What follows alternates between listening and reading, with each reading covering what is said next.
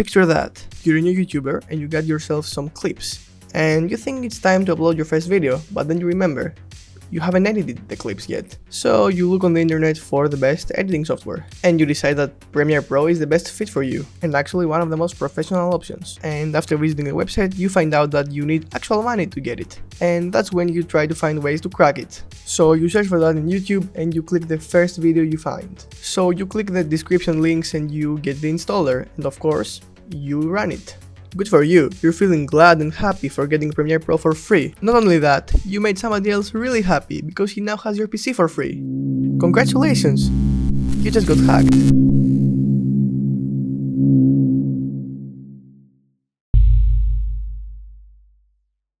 Some of you might still believe that downloading random links from YouTube is completely safe. So, to prove my point, I wrote my own malware in C. The link will be in the description. And of course, please use it morally, don't hack anyone, just use it for educational purposes, for you to learn cybersecurity and stuff. Stick to the end of the video to find out how to use it and watch it bypass antiviruses.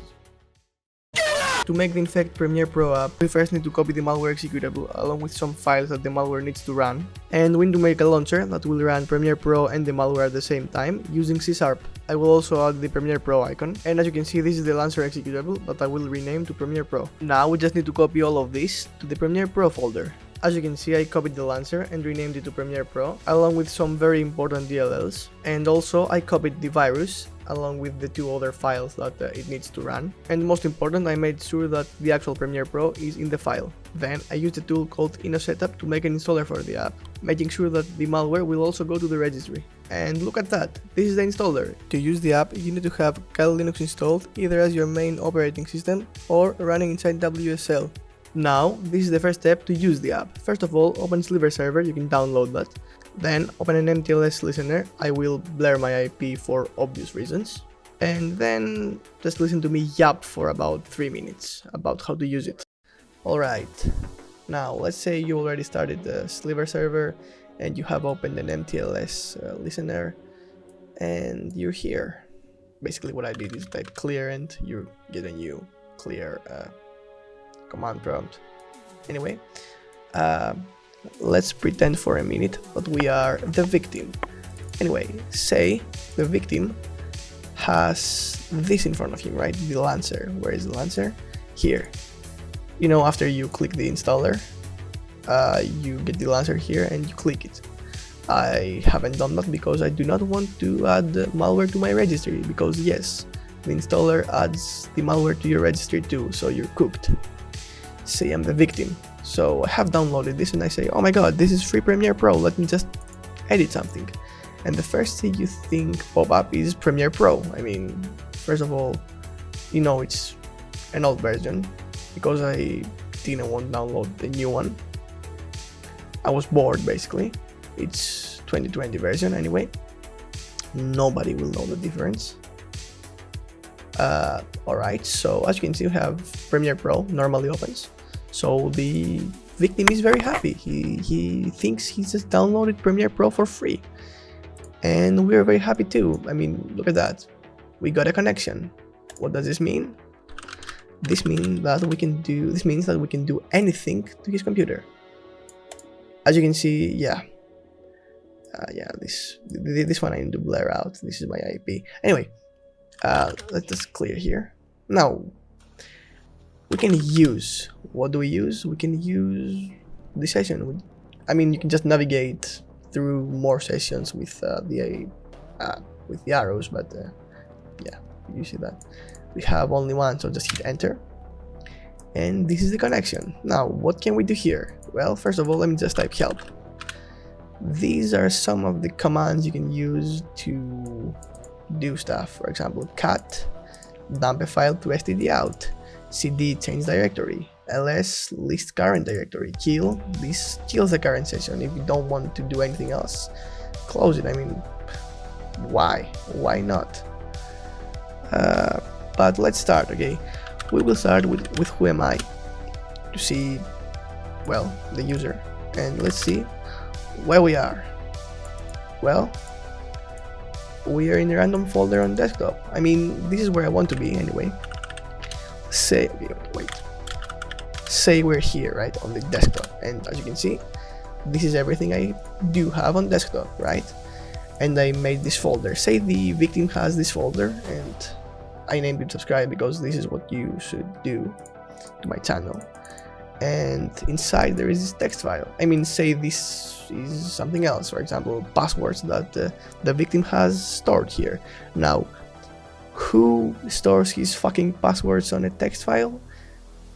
Some dumbass, but this is what this malware is targeting. And he also has this, a file, a text file. Say these are the passwords, for example, password1, and he saves it. Now we are inside his computer, and we see that there is this file, subscribe.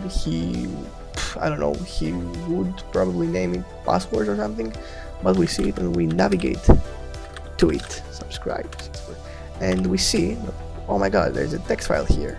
Let me just see what is inside, and boom, well, basically everything that is inside this text file. If this was a password, we would now know it. Okay, let's just make a directory, right? Where are we? We are here. Let me just go one back, and I'm gonna make a new directory. What the fuck am I doing? I'm getting here. Let's name it subscribe 2. Alright, did you see that? Subscribe to here, it popped. We just made a file. You know, we can do anything, we can delete it. It's gone, as you just saw.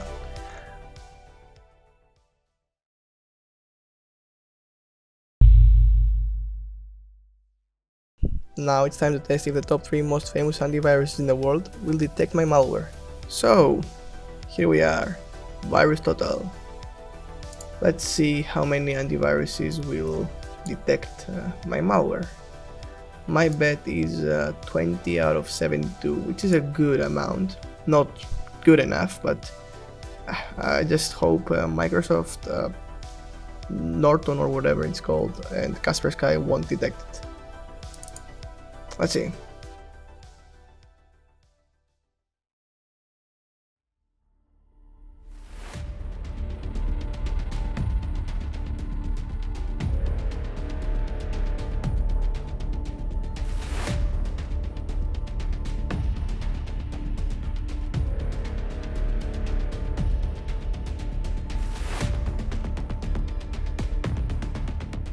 Alright, 16 antiviruses. Now, when I first made the malware, for some reason I had 7 detections.